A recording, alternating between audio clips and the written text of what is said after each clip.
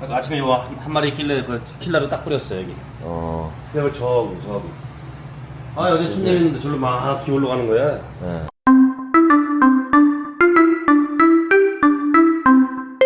안녕하세요. 해충방제 백과사전 2프로입니다. 4월부터 일본 바퀴의 활동이 본격화되면서 식당, 가정집 등에 많이 목격이 되고 또 서식을 하고 있습니다. 기본적으로 일본 바퀴는 외부 서식종이지만 환경만 맞다면 내부 서식이 가능한 반가주성 해충입니다. 일본 바퀴는 독일 바퀴나 미국 바퀴와 달리 냉랭하고 축축한 것을 좋아합니다. 일본 바퀴 서식지를 특정하실 때 이거 하나만 기억하셔도 많은 수고가 줄어듭니다. 냉랭하고 축축한 곳. 집 안에서 냉랭하고 축축한 곳은 어디일까요? 바로 싱크대 하단부, 세탁실, 베란다 하수구나 창고 주변입니다. 집 밖에도 일본 바퀴 서식지가 있는데요. 수도 계량기나 쓰레기장 주변의 하수도나 벽 틈새에 주로 서식을 합니다. 그리고 최근에 가장 빈번하게 보이는 장소가 있는데요. 바로 옥상입니다. 옥상 위에 화분 밑이나 배수구 주변에 빈번하게 서식합니다.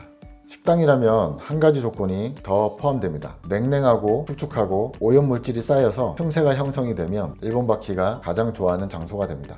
식당을 운영하다 보면 타일이 잘 깨지는데요. 그 타일이 깨진 틈새와 깨진 타일을 보통 버리지 않고 방치해 두는 경우가 많습니다. 바닥에 이렇게 차곡차곡 쌓여 있는 경우가 있는데 이럴 때 일본 바퀴가 그 틈새에 서식할 가능성이 높아집니다. 식당의 주방의 경우 싱크대 주변의 모든 틈새가 바퀴의 서식지가 될 수 있는데 그렇다고 해서 전체가 다 서식지로 볼 수는 없고요. 온열 기구에 열이 닿지 않는 공간 위주로 보시면 되겠습니다. 자, 이제 본격적으로 일본 바퀴 방제에 대해서 설명을 드리겠습니다. 일본 바퀴 방제는 총 4단계로 설명드릴 수 있습니다. 첫 번째 1단계.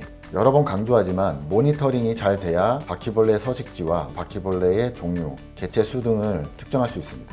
1단계 모니터링. 유관 모니터링을 할 때는 냉랭하고 축축한 곳 위주로 살펴보면 되겠습니다. 이상하게 요 주방 여기서만 여기. 아, 손 내리는 데다 탁 올라가는 거야 이렇게. 아, 이게 한 마리 잡혔다. 이렇게 이만해. 엄청 크죠? 이게 그거잖아요, 보신 거. 이거 더 작은 거야 그래도. 이게 작다고요? 네. 이게 다 큰 성체인데. 근데 아침에 잡은 건 더 크다니까요. 종류마다 약간 더 큰 것도 있고 그래요. 그러니까 아침에 나오는 거 잡은 거야. 똑같네. 같은 거야? 네, 똑같잖아요. 여기 안에도 잡혔네. 얘는 암컷이네. 네, 아직 살아있네. 이렇게 보면 날개가 작잖아요. 네, 날개가 태화되어 있어요. 와, 여기는 이렇게. 그러니까 여기 요게 수컷 2마리, 암컷. 이게 크더라고 옛날 잡고도. 그쵸. 예. 이게 암컷이에요. 정상적인 암컷이에요, 이게. 근데 얘는 작잖아요. 이게 잡네. 예. 내부 서식이라고 생각하고 안에다 약을 좀 써야 되는 상황인 것 같고요. 바깥에도 살펴보고 들어오는 데가 분명히 있고 사는 데도 있을 거예요. 이 육안으로 볼 때는 내부에 서식지가 지금 없는 것 같아요. 이쪽을 하는데도 이런 데가 서식지로 보기 힘들거든요. 아유 주방에는 바닥에 청소를 맨 하니까. 예. 오히려 청소를 할 때 그 물기 때문에 축축한 데가 생기면 거기 자리 잡아요. 또 장사하시는 중이라 뿌리는 약을 쓰면 언제 나올지 모르잖아요. 손님들이 있는데 막 튀어나오니까. 실내에다가 그냥 먹이 약제만 좀 진행하고 바깥에다가 2단계 살충 작업입니다. 가정집에서 살충 작업을 하실 때는 이 살충 에어졸을 사용하시는 게 좋습니다. 보통 바퀴벌레를 잡는 살충제는 이렇게 노즐이 달려 있습니다. 그리고 어떤 식으로든지 간에 색깔이 들어가 있는데 얘는 지금 전체적으로 하얀색이지만 보통은 빨갛거나 까만색입니다. 얘는 보면 여기에 글씨가 까맣고 빨갛고 이렇게 되어 있는데 이걸로 구분이 가능하겠습니다. 같은 회사에서 나온 제품도 모기 약제는 녹색으로 표기되거나 파란색으로 표기되어 있습니다.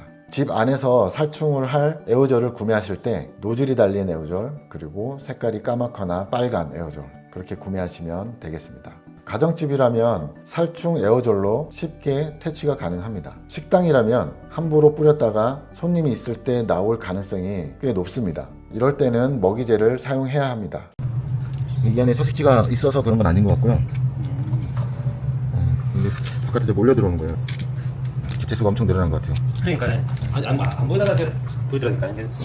하지만 식당이라도 클로징 타임 이후에 아무도 없을 때 에어졸로 바퀴를 잡는 것이 가장 깔끔합니다. 90% 이상이 외부에서 침입하는 개체이기 때문에 외부 작업은 필수입니다. 어떨 때는 내부에 큰 조치 없이 외부에서 서식지를 찾아서 없애주는 것만으로도 완전히 해결되는 경우가 있습니다. 밖에 나가보면 분명히 서식지가 있어요. 찾아보겠습니다.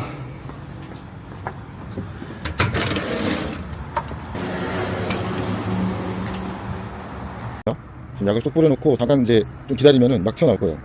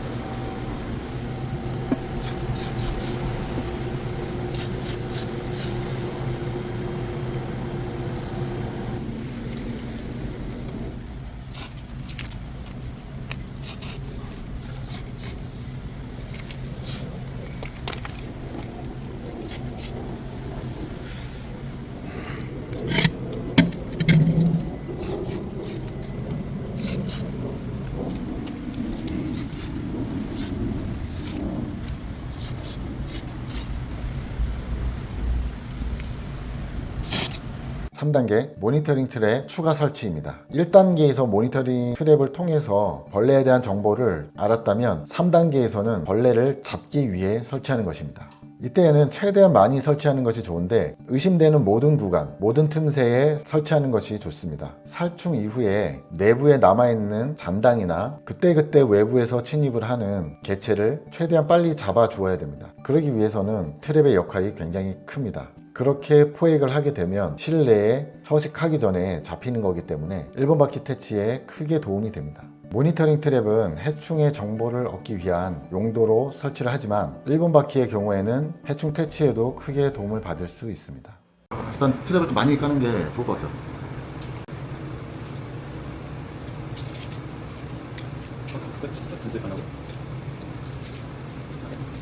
4단계 환경 개선입니다. 1번 바퀴가 살 수 있는 환경을 청소해주고 침입하는 틈새를 막아주는 겁니다. 1번 바퀴 방제의 마지막 단계이지만 1번 바퀴 예방의 첫 번째 단계이기도 합니다. 참 쉽죠? 지피지기 백전백승. 알면 알수록 쉬워지는 해충 방제. 이 영상을 보시고 1번 바퀴와 싸워서 꼭 승리하시길 바랍니다. 네, 오늘 영상으로 1번 바퀴 퇴치의 총 4단계를 알려드렸습니다. 냉랭하고 축축한 곳 기억하시고요. 이 특징을 기반으로 모니터링을 하시고 그렇게 발견된 1번 바퀴를 탈충하시고 1번 바퀴가 재차 발생하지 않도록 트랩을 더 설치하시고 마지막으로 환경을 개선해 주시는 겁니다. 완벽하죠? 네, 오늘의 영상이 좋으셨다면 구독, 좋아요, 알림 설정 부탁드립니다. 감사합니다.